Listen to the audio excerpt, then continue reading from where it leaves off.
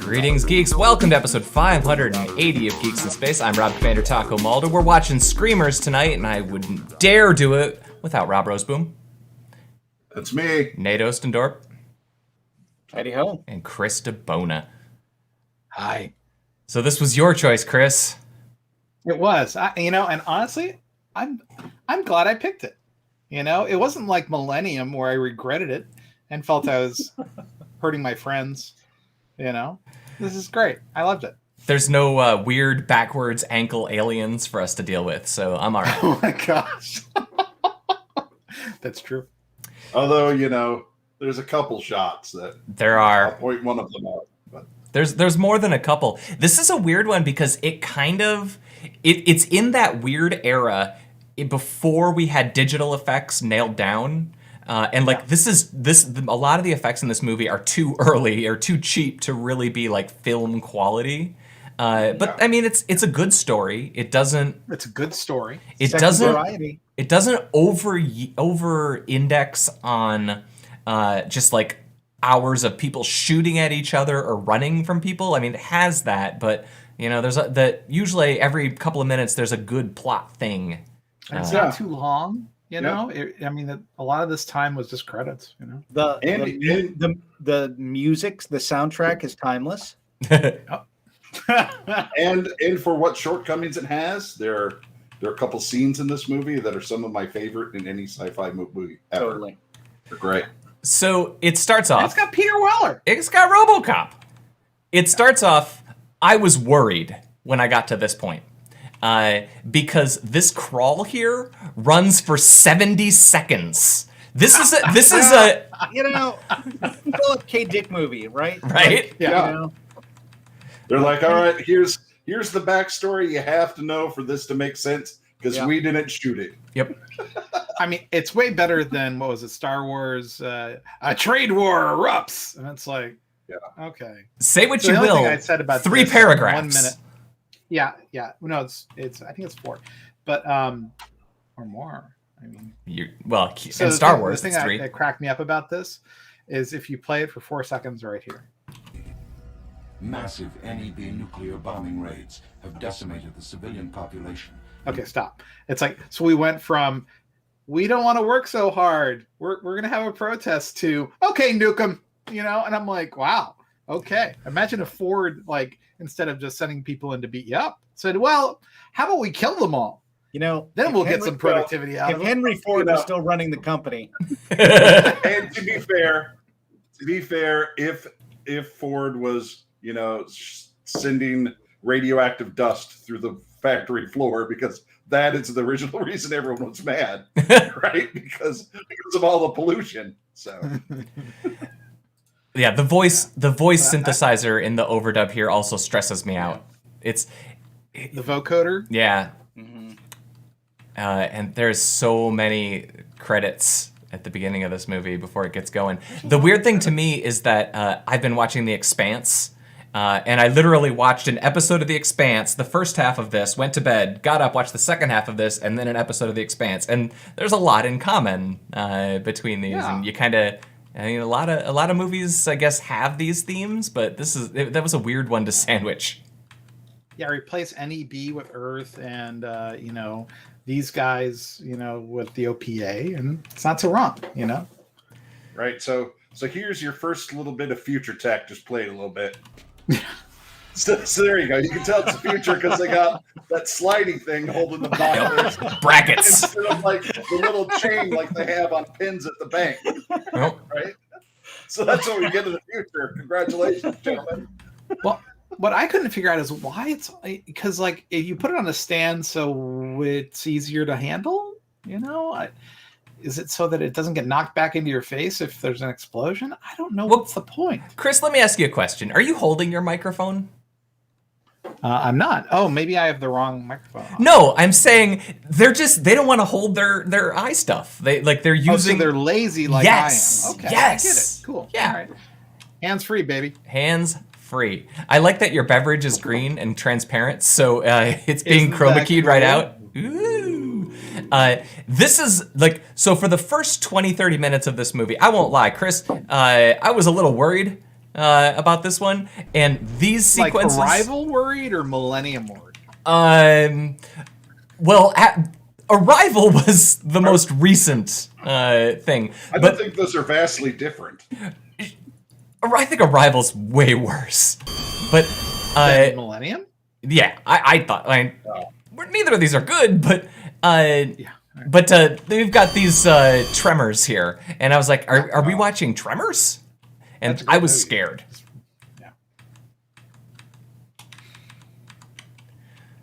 Yeah, I think it's neat that those things travel through the sand, but you know, their design doesn't really show you how they would travel through the sand very, very well. No, That didn't make any sense.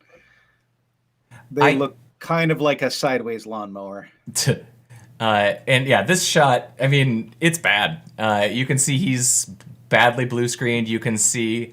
Oh yeah. You can see the like. I don't know how they did those smudges there, but they look really bad. I give this movie the B movie pass. Yeah. On a lot of that stuff, right? Like This stuff is fine to me. Like this is a level of bad that is acceptable. Yeah. There's a couple shots later. One of them I'll point out that, you know, not so much. Well, what's hard for me is we're in the era where we're really good at analog compositing now, but we're not really good at digital compositing. And there's the 90s are like full of these movies where you only got maybe you should have shot that one analog, or maybe you should have done that one digital. And this movie is full of that. Like, pick your lane and stay there, because for a lot of these movies it does not work. But I was worried at this stage what the tone of this movie was going to be. I didn't know anything about it. I didn't read the Wikipedia. I knew the name and I knew Chris picked it. So see, I knew the Philip K. Dick story because this was like his first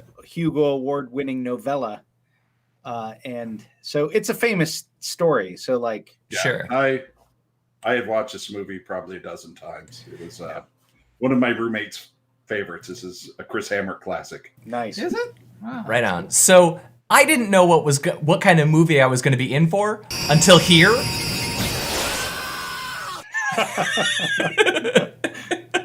And then I'm like, okay, got it. It's this kind of movie.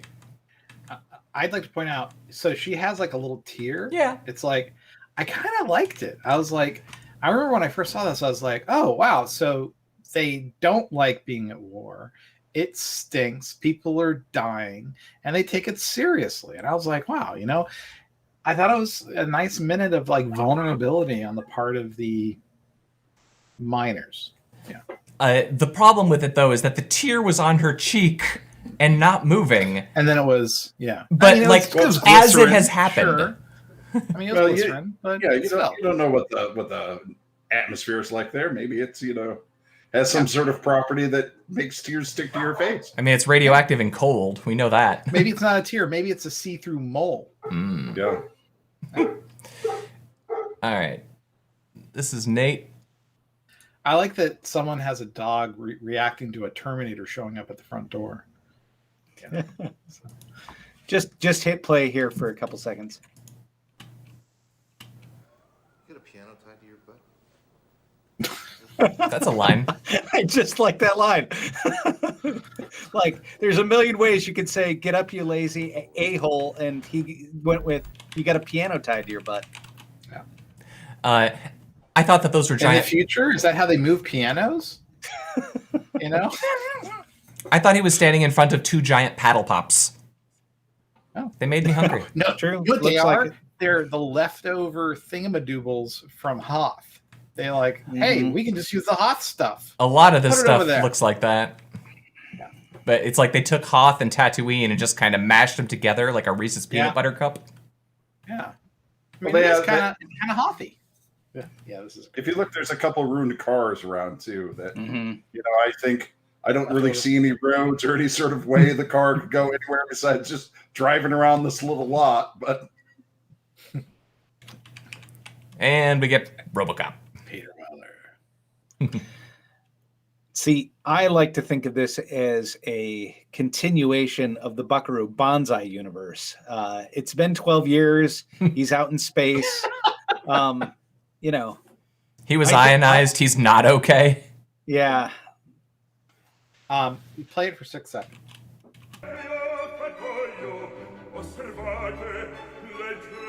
Okay. So I was like, that is a Microsoft Ergo keyboard. It isn't. You can even see there's like a little white smudge where they covered it with tape. Yeah. You know, so they wouldn't have to deal with Microsoft's branding people. And you can tell it's filthy. I had that exact same keyboard, and I can tell you that that tray got dirty. They got really dirty with your wrists. It was not. It was a fingerprinty plastic. Yeah, grease would accumulate. You know. So all right, like we gotta popping out of the thing. That was cool. We gotta meet the whole gang here, like you do. Oh wait, I'm early here. Oof. I just gotta say, for 1995, these are some rough EGA quality graphics that they are choosing to use in their science fiction. Yeah, I had not watched this movie in a long time, and I was surprised at how low budget a lot of this stuff was. Yeah, I mean, it was some personal computer crap going on there, but like Empire Strikes Back, Star Wars General, just just chilling. Just hey, not typecast. Who do I need in a high collar uniform? Oh, this guy, he's available. All right, well, you got to choose from the spreadsheet, the ones with the English accents and the ones with the American accents. Yeah, exactly. Like Michael Ironsides wasn't available and he was too expensive, so we got this guy. This whole sequence was actually kind of weird. Are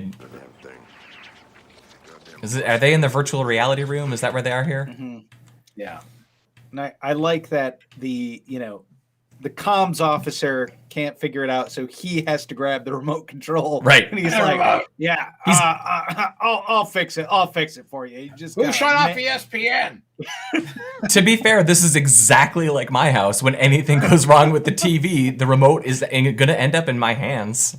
But I mean, she's wearing the headset. It's clearly her job to operate this machine. Take him 10 seconds to figure out that they accidentally hit mute. I do like. You've got a cat filter on. I assure you, I am alive and not a cat. I like how the interference in this actually works. I feel like way too often in movies of this era, interference in a communication is represented in a very analog way. But I feel like, okay, maybe the way that you digitize your video signal has like chroma layers or whatever. So like this could be legit for interference. It's not it was like volumetric interference, you know? It's neat. Yeah. Yeah, I think that Rob and I were both like, oh, anti-rad cigarettes. This is great, you know? Warning. Radiation alert. Please light your reds. Light your reds. Yeah. Light your reds. This was the moment where this movie had me back.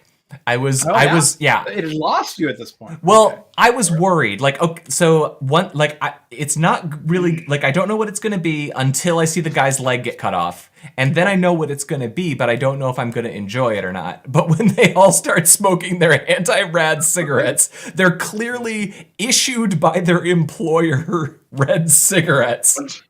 Once you figure out the makers of radon lights have a contract with these people, then you're back in. Yep. It's in a weird place between plausible and silly. That works for me. That's where I live.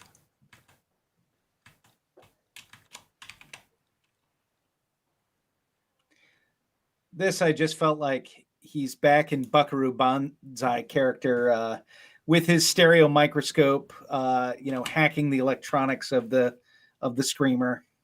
And this is also where you first learn that at least these models are being upgraded or something is changing, which becomes an important part of the story. Yeah.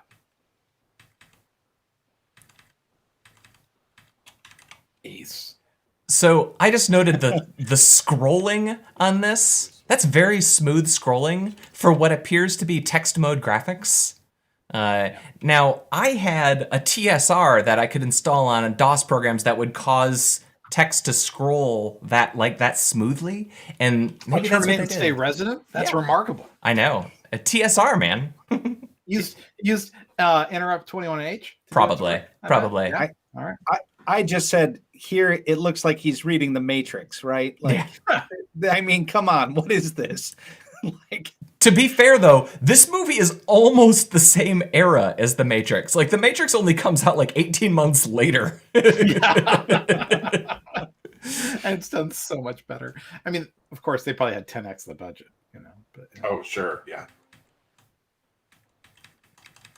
Oh yeah, this is just so Peter Weller, especially this era of Peter Weller, when he would enunciate and when he would act, he would go, "Come on, man!" He would have like this froggy voice he'd use. So hit play. So the NEBs have been running the Get out of here! It's like I'm like that. Just it screams Peter Weller, that voice, right? Because no other actor did that. It was all. He's committed. Action. Oh yeah, that's the RoboCop method. Yeah. He teaches that in a General class. Lars, you're coming with me. So the same place. I just wanted to note, I watched this movie with subtitles on, as I'm prone to do because my house is noisy. And during this sequence, the music was described in the subtitles as upbeat funk music.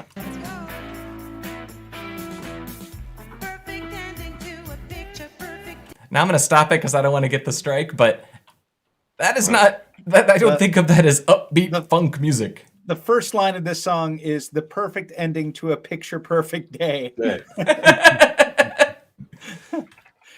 And so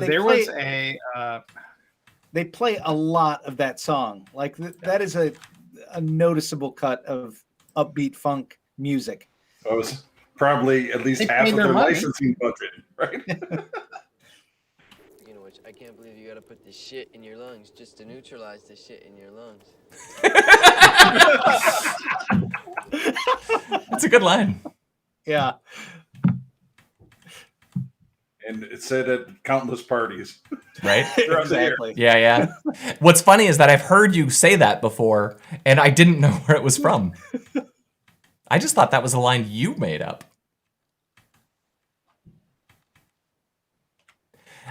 I will say all of the sets, even like they look good. They look really good.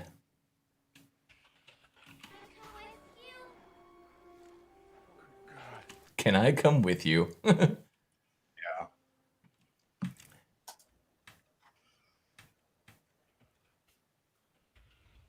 Can I come with you? So the kid actor grew up to be a life coach. Oh, in the Toronto area. He teaches other people how to actualize themselves and stuff. So He didn't have the foresight to trademark "Can I come with you?" Nope. Can I come with you? He make that T-shirt money. Pilates studio. Should have been his catchphrase. The coffee mugs. Can I bar method with you? I mean, Urkel's got "Did I do that" money. I do that money. Yeah. The oil, no. That makes him stick to the pan. What you want to do is you get the pan really hot. I don't want to run it too long. No. I mean, this is like a 25-second soliloquy on the best way to cook rats, and this guy has like a million of these lines that are just banal as anything, but kind of hilarious. That's his thing through the whole movie is he just is saying dumb shit, and you're just like, shut up. Aww. I also like he's got a Discman attached to his VR headset. Of course he does.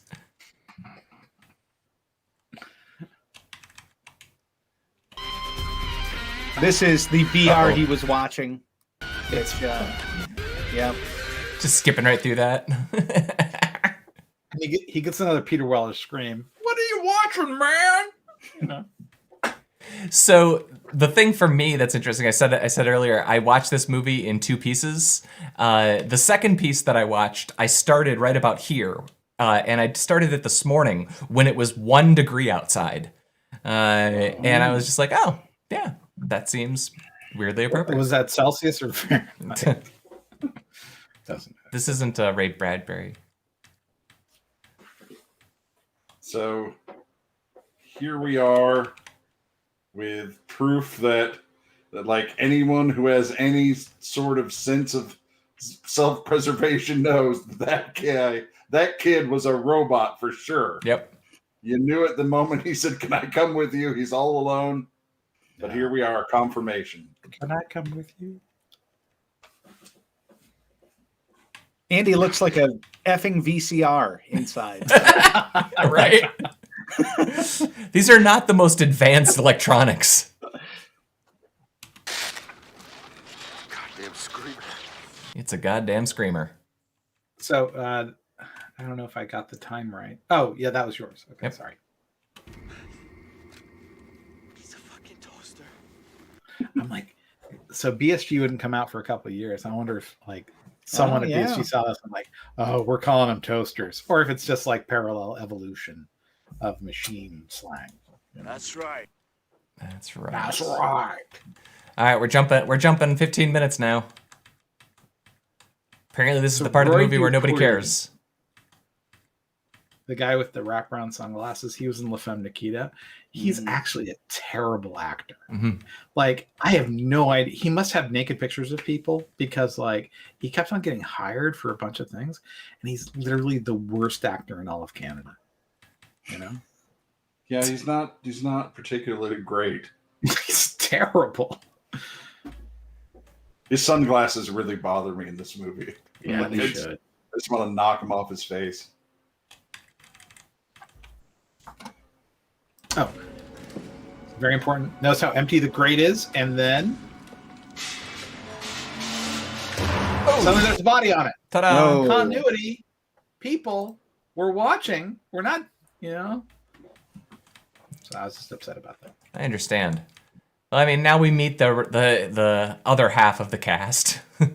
Yeah. 424 was my time code. Oh, where? Did I miss one? 104.24. I just wanted to point out the design of this command center, which looks like a few pieces of prop furniture and a lot of like lights. Neon tubes. I Yep, think the neon tubes are the standard, like they're sitting there in the studio to be used by science fiction movies. Yeah. Neon tubes. You know? There's several scenes where they're like standing right in front of them and they're flashing up and down. And again, I'm watching The Expanse before and after, and The Expanse, literally every spaceship is just entirely made with RGB strips, so they can just like click the button. It's like, now we're in the blue spaceship, now we're in the red spaceship. This is, older school tech. That was probably neon. They didn't like have a lot of control there. But Well, I mean, I don't know if I mentioned this. Well, I think I mentioned it off screen with y'all, but this was filmed in the same studio as actually The Arrival and the Terminator, parts of the Terminator, and like, so if you were filming bad science fiction in Toronto in the 80s, 90s, and 2000s and 2010s, you were probably filming at Sim Studio. It's right next to the Amazon fulfillment center. So yeah, Toronto and Vancouver. So Nice. and this is important. I like this stop motion here. Like, Yeah. It looks creepy. It looks Cool. It's pretty nice. Still within the realm of acceptable for a low budget sci-fi. Totally. for sure. Yeah. And think about it. That graphic display on the side of the Screamer Mhm. is the most advanced display you see in the entire movie. and it's Just let- basically a GBA. Yeah. Just let this play.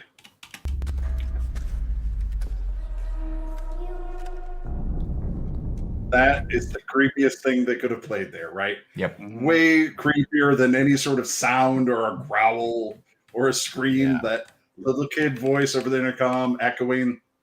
That's a beautiful touch. I felt like when I was watching. Go ahead. I was saying, I felt like when I was watching these sequences, that this is like they probably licensed the rights to a video game, and this was just screenshots from the video game. That seems pretty right for the era. Like this is just like, all right, level 7, you've got to go get your autonomous mobile sword in order to upgrade. It's got the little Alliance logo. This just looks like I'm playing the game. Totally. Definitely 640 by 480 VGA. Oh yeah. Now we have this part, which maybe is the boss level for this game, but it does the thing right here. Whoop! We morph into the kid. The special effects are not special. Very special. Like that I'm saying, most of the analog effects are really good. Most of the digital effects are in that questionable era. Still not the worst. Oh no. Oh, back to the face. Yep, here we are. That's a money shot right there. That was a fairly advanced, the face morphing. That was still pretty novel in 95. So it was only like Michael Jackson. And yep. So that would have been something that got in the trailer. Yeah. Trailer. And doesn't look good. Didn't age well. No. So the only thing you have to play this for a little bit. But go ahead. What other type? Pull us off the David, it said type 3. Pull us off the reptile, it said type 1. Now what other type? Okay, stop. So we got the Weller scream. For sure. We have the Among Us / werewolf imposter moment. I mean, this is the scene that pulls the movie together for me. It's like he's like, okay, now we're in the part where we're suspicious of everybody. Who's the twist? Who's the spy? Who's the alien, the them, the other. And the answer is everyone. Everyone is bad. Roy Dupuis, terrible actor.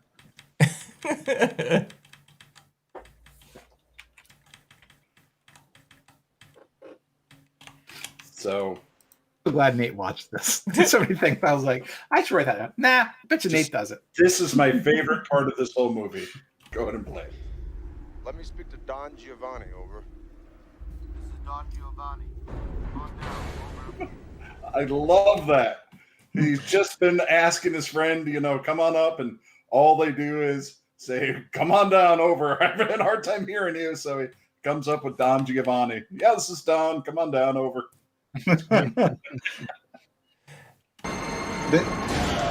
I like the little boy army. Yeah. There's if you can play a little bit, but go like maybe 5 seconds later, and they masks are terrible. Yeah, they have a shot of them sort of running over the fields. There's a lot of them. Yeah.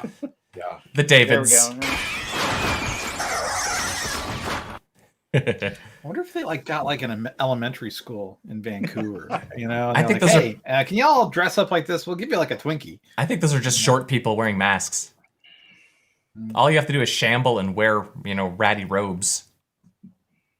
This has nothing to do with the movie, but I was watching a documentary about how they built B-24s, and there's a moment where they have a little person go into the wing to attach the wing spars, but it's the 40s that this comes from. It's like, and then we have a midget go inside the wing, and it's like, oh god.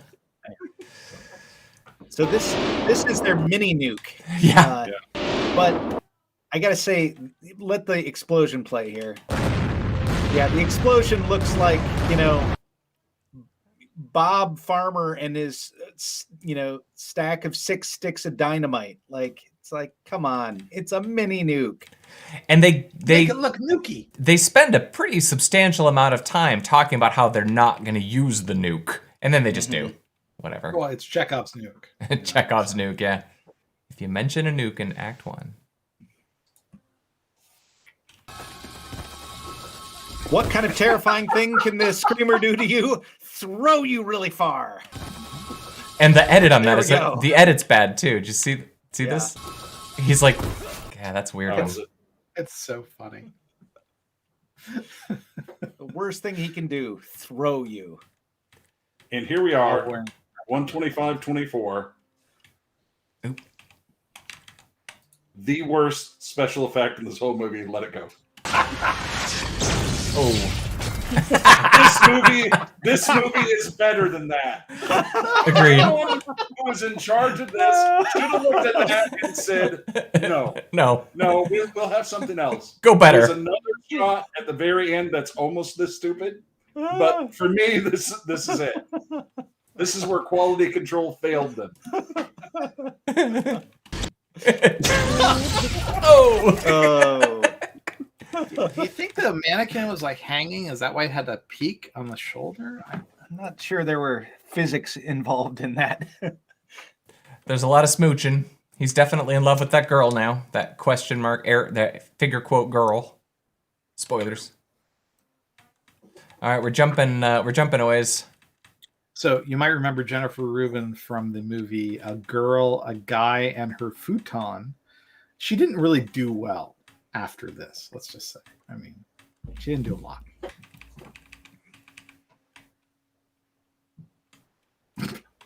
Don Giovanni. Yeah. The shock's also not a particularly effective effect. Yeah, I just wrote that's not how electricity works. So.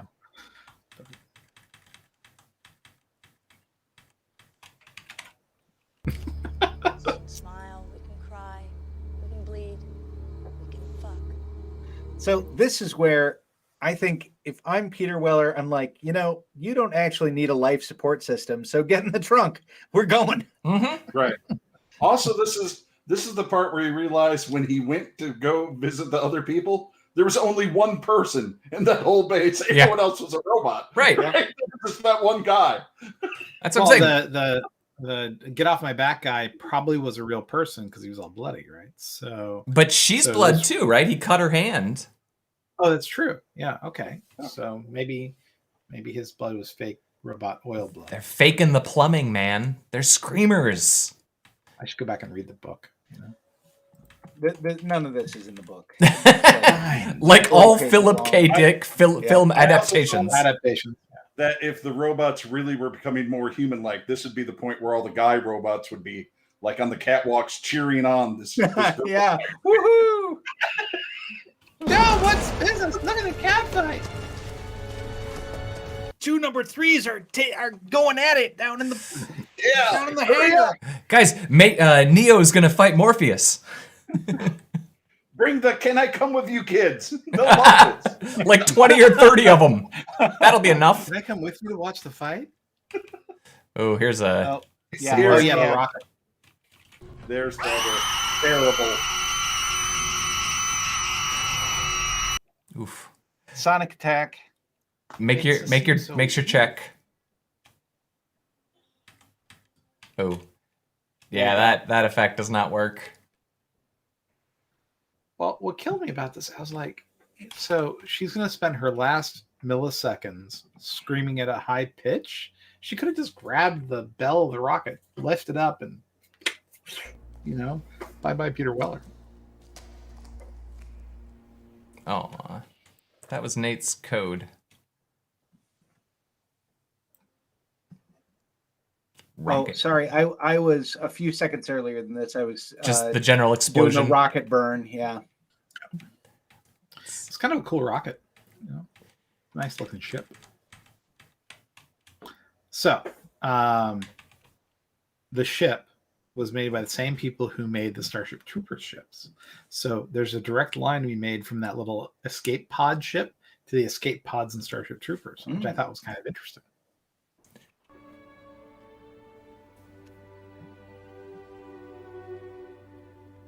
"30 seconds to launch. 30 seconds. Did I at the wrong time? No. He, professes his love to the dead thing. We're about love, man. Love. Now we have to look at this. And this, for me, might be the worst shot. I think it's literally pixelated. Like it looks like I think you could see pixels on the rendering. Yeah. What's funny is this was one of the pieces highlighted during that year's SIGGRAPH. This was a big deal for some reason in '95. It just doesn't look, at all to me. And of course, the movie has to end off with the best ending it could have. Show it. Dun, dun, dun.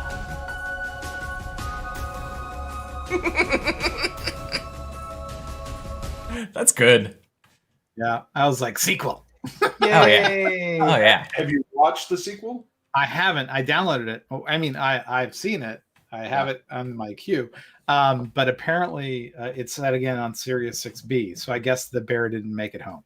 Oh, well, that's unfortunate. Have you seen the sequel, Rob? I have. Was it set in Sirius 6B or was Earth dead? Yeah. No, it's set here. Oh. I don't want to say too much about it. Okay. It's not quite the quality of this. That's pretty funny. All right. Surprised this movie made enough money to warrant a sequel. But a sequel that came like 15 minutes later, so 15 years later, so that's like a borderline reboot territory. This kind of became a cult classic. Yeah, sure. Okay, that makes more sense. Well, it's got Peter Weller in it. It's B-movie fun. I liked it. No, I got Good no choice, problem. Chris. Thanks. Now who's next? It's me. Oh, goody. We're going with a pretty safe movie this next time. Oh. One that I assume everyone expects that we would watch eventually. It's 1987, Arnold Schwarzenegger. We're going to run through the jungle and watch Predator. Oh, nice. I just watched Predator 1 and 2. I'm ready for this. Wow. I know. All right, folks. I've seen every Predator and Alien movie. Me too. Yeah, me too.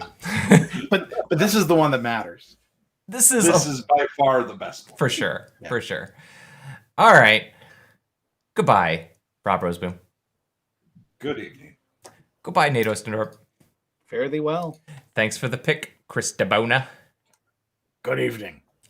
I'm Rob Commander Taco Malta. This has been episode 580 of Geeks in Space. We'll see you on Friday for the News Orbit.